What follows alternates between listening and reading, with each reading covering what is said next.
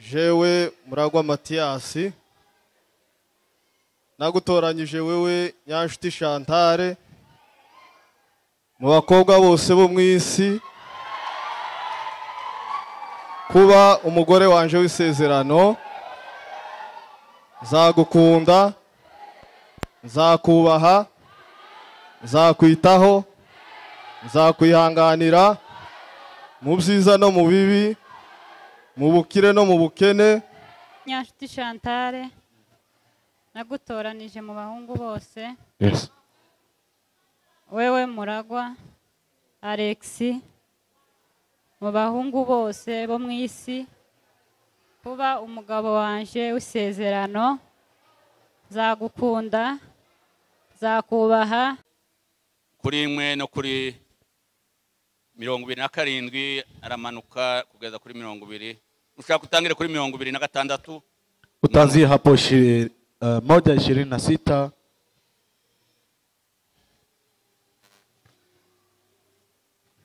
Itangiriro igice ca mbere 26.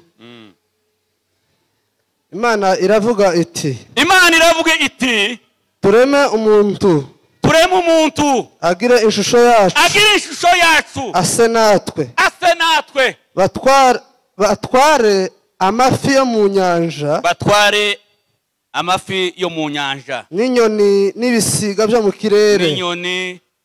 kirere n'amatungo n'isi yose n'igikururuka hasi cyose n'ibikururuka byose hasi. 27. Imana irema umuntu ngo agire ishusho yayo afite ishusho y'Imana niko yamuremye umugabo n'umugore niko yabaremye. Amen. Urakoze cyane. Tugeze mu mwanya ubukwe bwacu.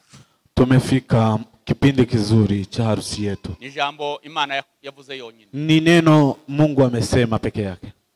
Imana yavuga ngo reka tureme umuntu mu shusho yacu. Mungu akasema ya kuwa wacha tumbe mwanadamu kwa kufanana nasi. Afanane nasi.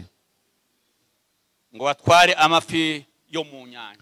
Ayatawale masamaki ya baharini. Ngo n'ibikururuka byose.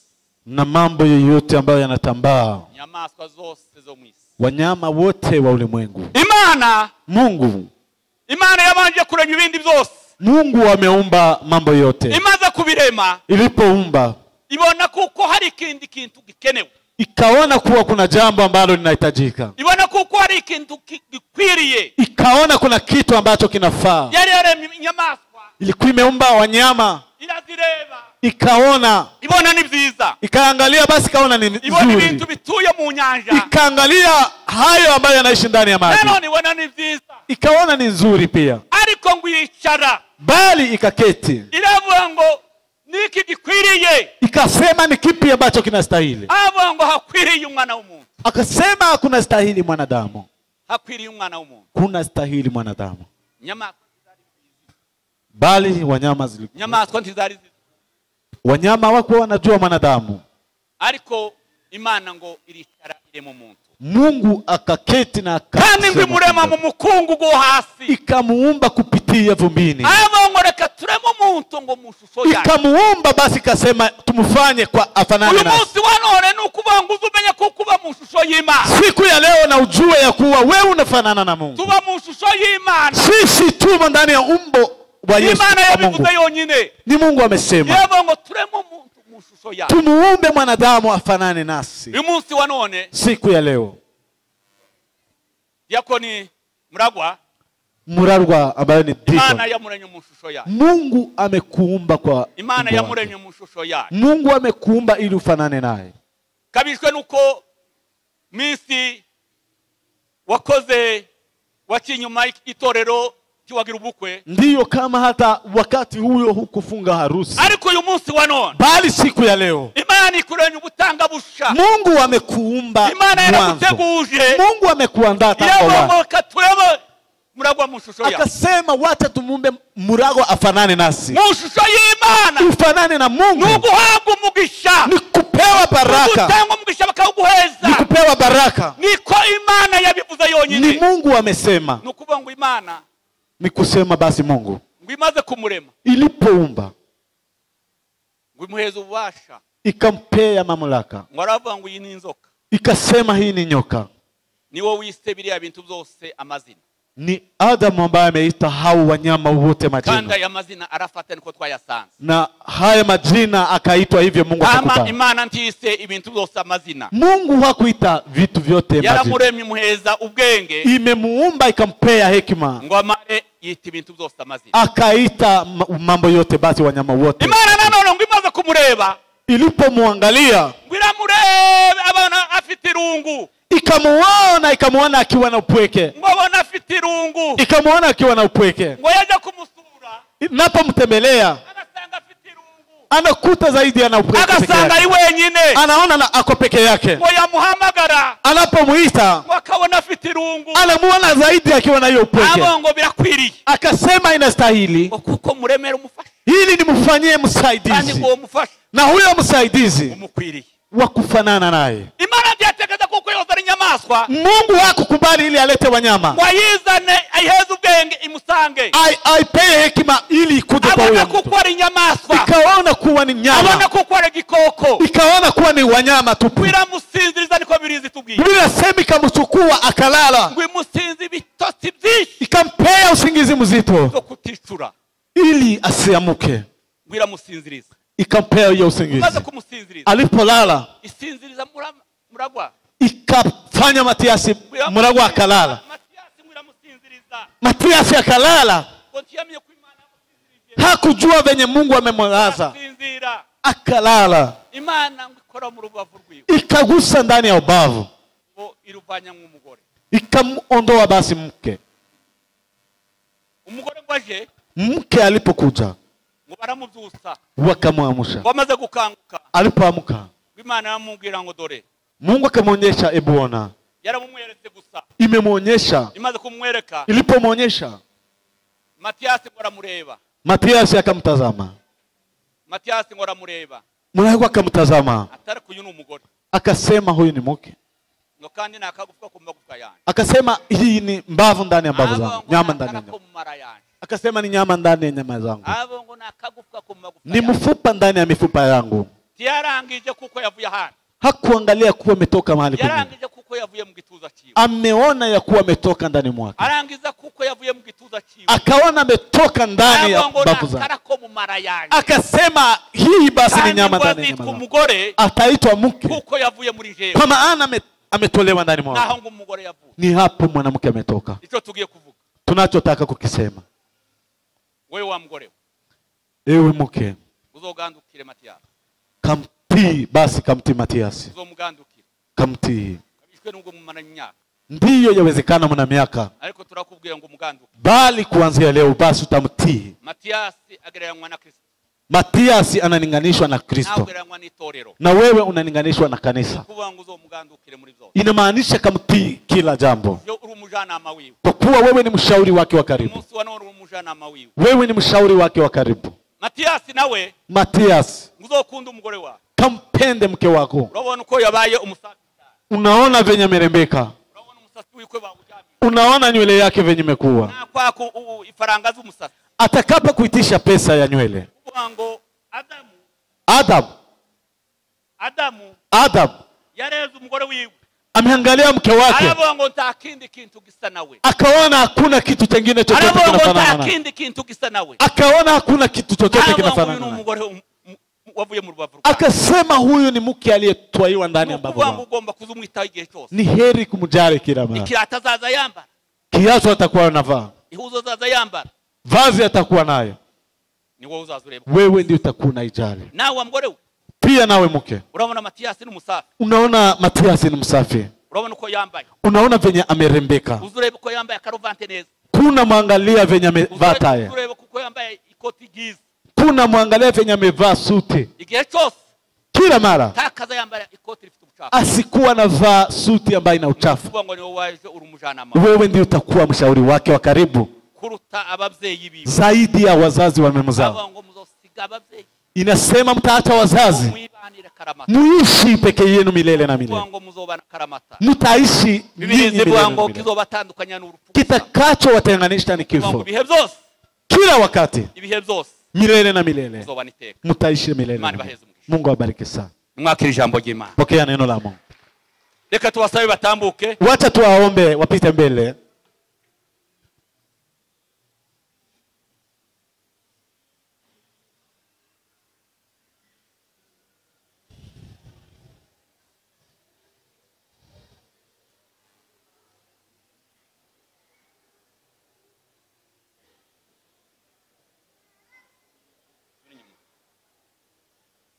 Hagarara.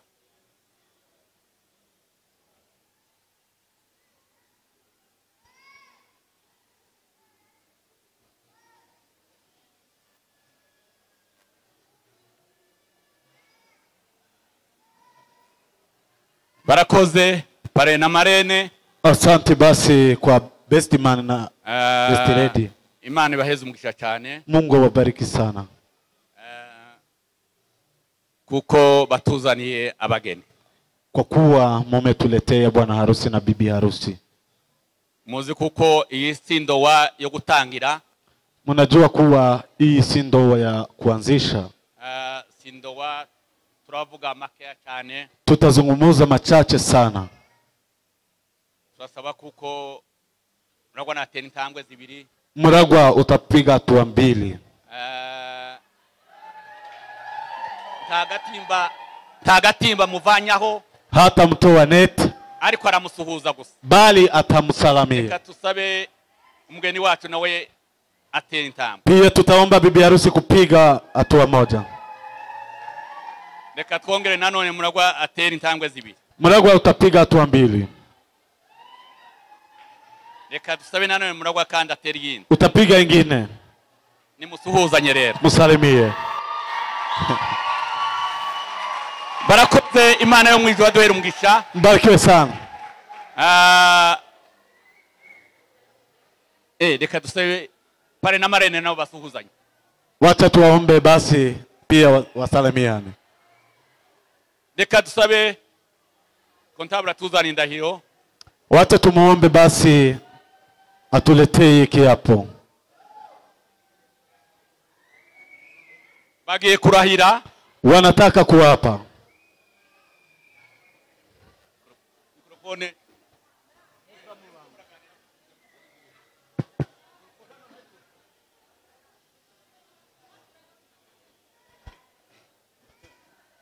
Reka bagiye kurahira imbere yanyu n'imbere y'Imana.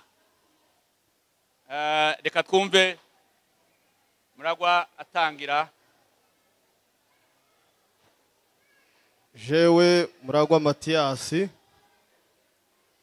nagutoranyije wewe Nyanshuti Chantal mu bakobwa bose bo mwisi kuba umugore wanje w'isezerano.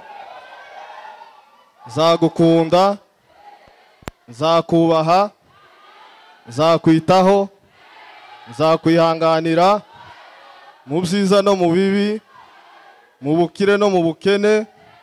Ntakizantandukanya nawe icyo ari cyo cyose usibye urupfu. Ibi mbirahiye imbere y'Imana n'imbere y'abakozi bayo n'imbere yawe ubyiyumvira. Mana uzabimfashemo.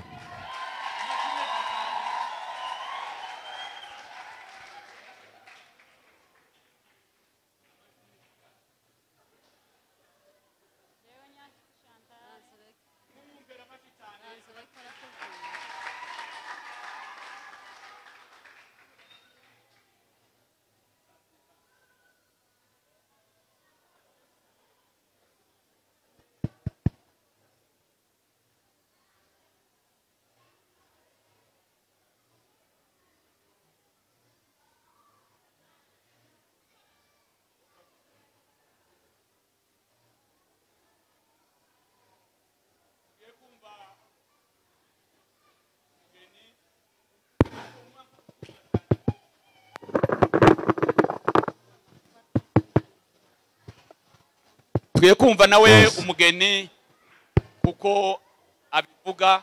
Tunataka kusikia pia bibi harusi venye atakula kiapo. Jewe Nyanshuti Chantal nagutoranije mu bahungu bose. Yes. Wewe Muragwa Alexi mu bahungu bose bo mwisi kuba umugabo wanje w'isezerano, zagukunda, zakubaha, zakwitaho, zakwihanganira mu byiza no mu bibi, mu bukene no mu bukire, ntakizantandukanya nawe icyo ari cyo cyose usibye urupfu. Ibi mbirahiriye imbere y'Imana n'imbere y'abakozi bayo, Imana izabimfashemo. Amashyi menshi cyane, amashyi menshi cyane. Makofi mazuri sana. Azo ngo Imana izamufashe, Mungu akamsaidie. Imana ibaheze umugisha cyane. Mungu awabariki sana.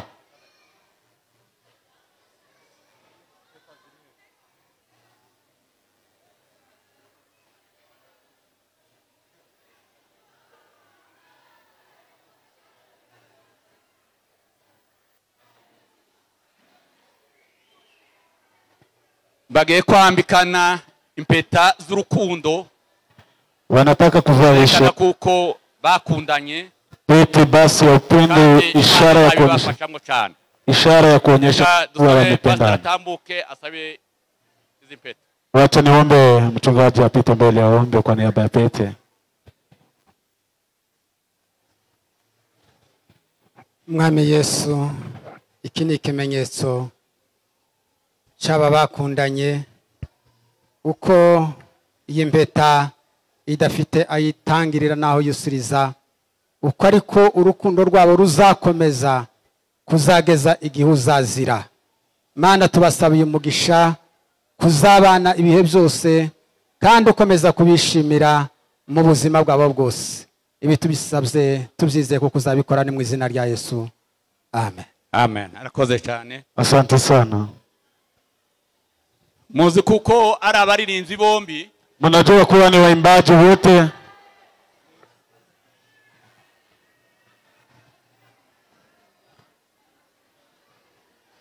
Reka Muragwa tore rwiwe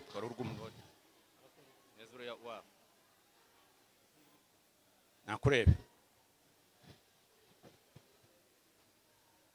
Bageze umwanya mwiza ukwambikana, cyerekana urukundo. Ndango Muragwa muramuzi kuko ari umuririmbyi cyane. Mnajua Muragwa ni mwimbaji mno. Anaweza imba ama anaweza sema neno nataka. Mwami Yesu, turaguhimbaje kubw'uyu munsi waduteguriye, duhimbaza ubushake bwawe. Cyo twifuza ni kimwe nuko wadukomereza mu rukundo rwawe, ukadukomereza umuryango kuzageza ibihe wadutegereje byo kuba ku isi. Amen. Arakoze cyane. Asante sana. Amasengesho meza cyane. Maombi mazuri sana. Reka dusabe wabo nawe Muragwa aramura ukuboko kwiwe. Pia mwenzake. Kwiumoso wabo nawe mwambike. Pia atamvalisha pete. Reka twumve nawe Ndangwa ziza kuririmba. Kwambitse impeta y'urukundo kuko idafite ayitangirira naho ihekera, uko ni ku rukundo rwacu nago ruzamera. Arakoze cyane, amashyi menshi cyane. Amen. Imana ibaheze umugisha cyane. Barikiwa sana. Reka dusabe abafite ibyo bapfukamaho. Wacha tuombe basi tuletee mahali watapiga magoti.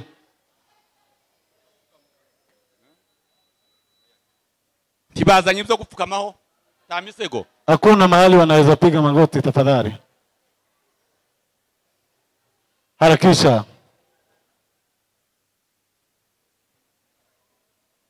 Reka nsabe pastor atambuke. Wacha ni masihi mchungaji apite mbele.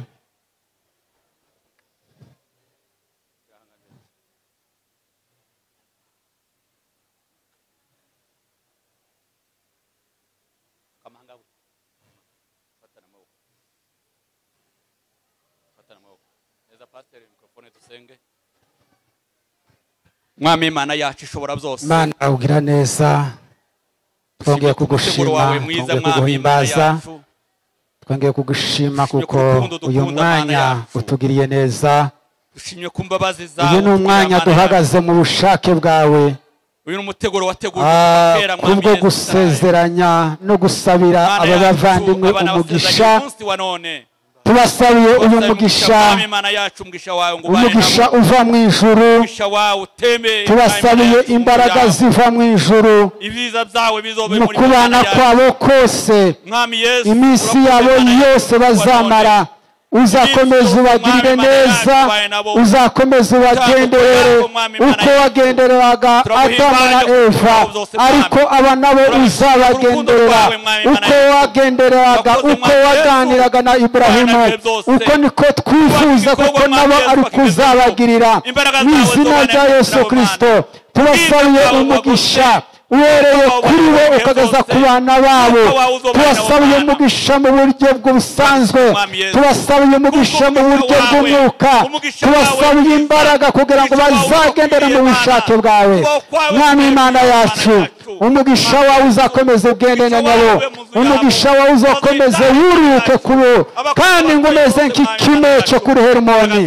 Mwami Yesu turagushimiye kuko uzakomeza kubagenderera, kandi kuko uzakomeza kubigisha, n'urukundo rwabo rukazakomeza gukura, maze ukazakomeza kubishimira mu kubaho kwabo kose. Tuzobishimira iteka ryose. Tugushimye Mwami Yesu kuko ugize neza, icubahiro n'icyaha kuzogeza iteka ryose. Amen. Amen. Murakoze cyane.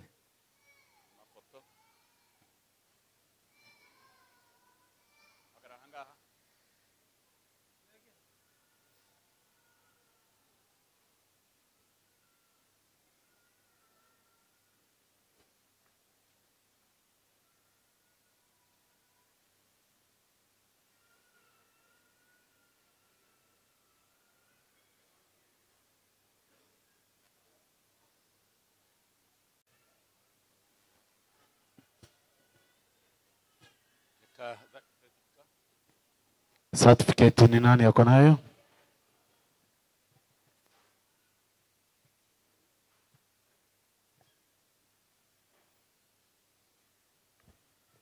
Ndikasawe pastor tamka. Wacha pastor apite mbele.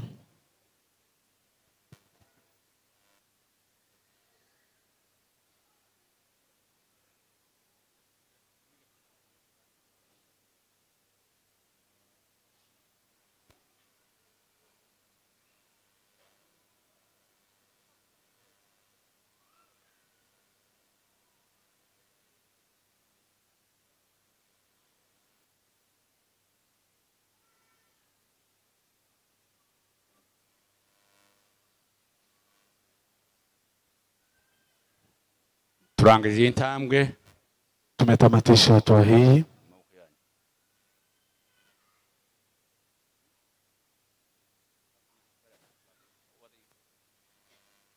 Pare na marene.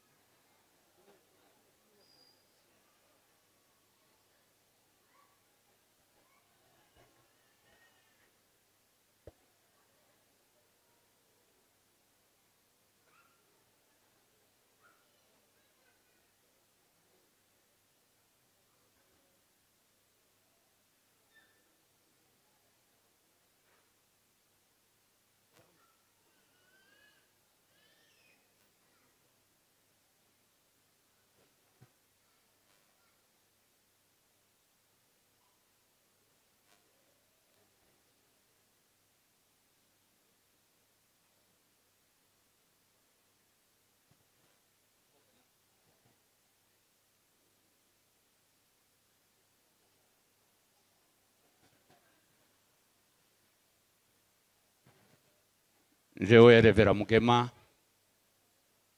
bonesha umunsi wa none muragwa tumuhaye ubushobozi bwo kuba umugabo, na Nyarwaka tumuhaye kuba umugore.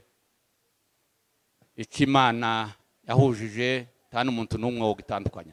Imana turagushimye ngize neza uyu munsi wa none kuko uhuje bene data bakabasezeranya umunsi wa none. Mana yacu, imbaraga zawe zibane nabo, ni wowe ubatunganya ibihe byose, ni wowe ubana mu nzu yabo, ni wowe ubahesha umugisha. Mwami Imana yacu, umugisha wawe wiwe muri bo kuzogeza iteka ryose. Turagushimye kuko ubikoze, ni mu izina rya Kristo Yesu, amen. Murakoze. Asante sana. Amashi menshi cyane. Makofi mazuri sana. Amashi menshi cyane. Makofi mazuri sana. Bavuze kuko arabatanga impano. Kuna watu ambao wameleta gift za kuwapea. Abazanye impano ni bazo bazitange. Wacha tuombe wote akona gift wapite mbele. Pastor umwanya na none. Ili wakaje kumpea. Wote mpite mbele wenye wako na zawadi. Tusabe diakoni na protokolo batambuke. Nabandi bazanye impano zabo nabo bigire hafi. Wacha tuwaombe madeacons wote mpite mbele na wengine wote wameleta zawadi.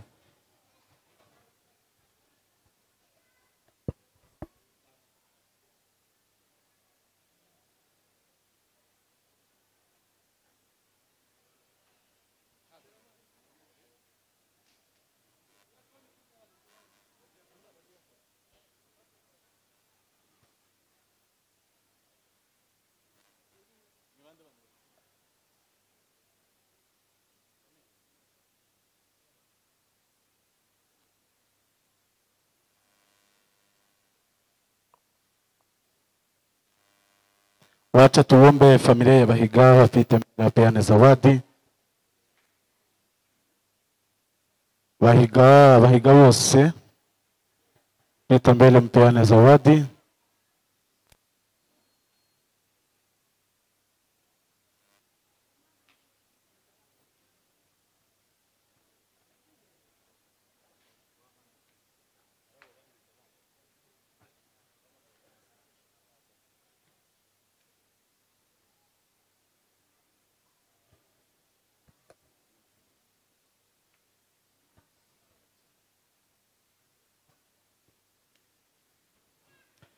Yes, wacha tuwaombe waombezi wapite mbele wapeane zawadi yao.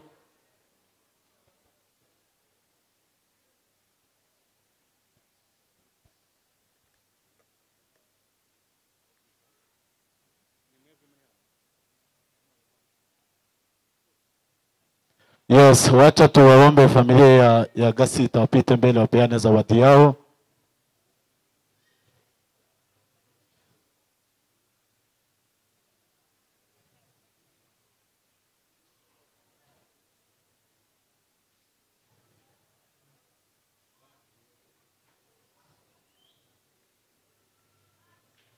Yes, wacha tuombe ndugu zake pia wapeane zawadi.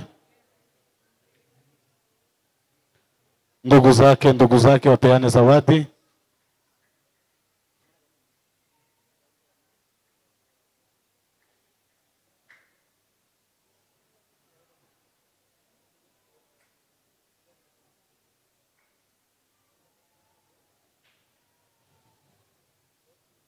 Ndugu zake mwingie hapo mpeane zawadi.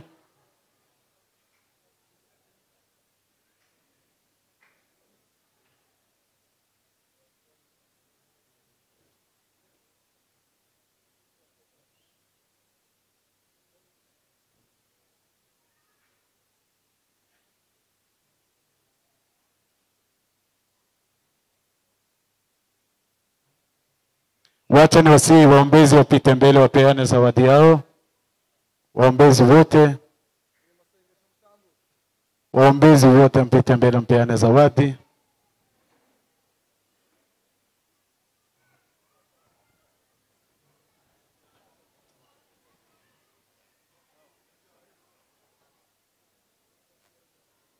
Waombezi mharakisha tafadhali. Muntu wese umunyamasengesho natambuke hano. Iyi foto ni nziza kandi nusigara utubwire ko utakira umunyamasengesho. Turashima Imana yuko yubakiye Muragwa. Imana ishimwe. Kinumva ibintu bimeze neza ariko ku cyumweru bazoduha igisirimba cyacu cyagiye gutyo rero Imana imugirire habwe icyubahiro.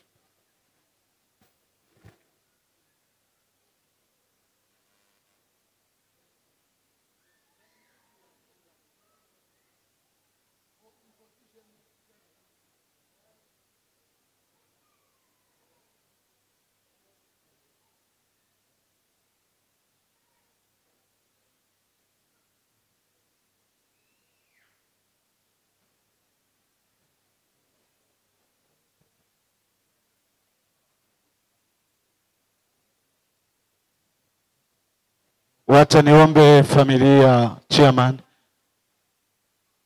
Familia ya chairman watapeana pia zawadi.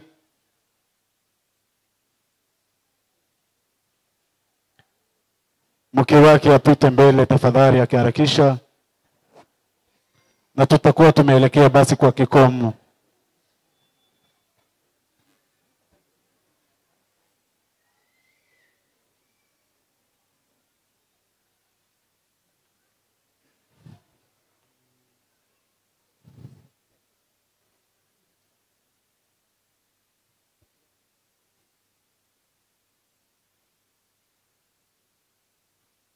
Yes, asante sana. Basi tukirudishia mchungaji microphone. Karibu sana mchungaji.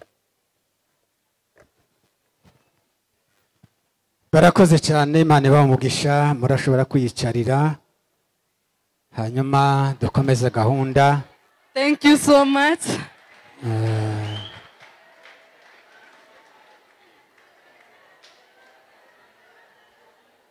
Niki ko mwasetse? Why are you laughing? Turacyari mu materaniro, dutuze. We are still in a fellowship. Dutuze, turacyari mu materaniro. Let us be quiet. We are still in a fellowship. Reka tubasomera amatangazo. We want to read the announcements. Dutuze. Please be Turacyafite ibindi bikorwa.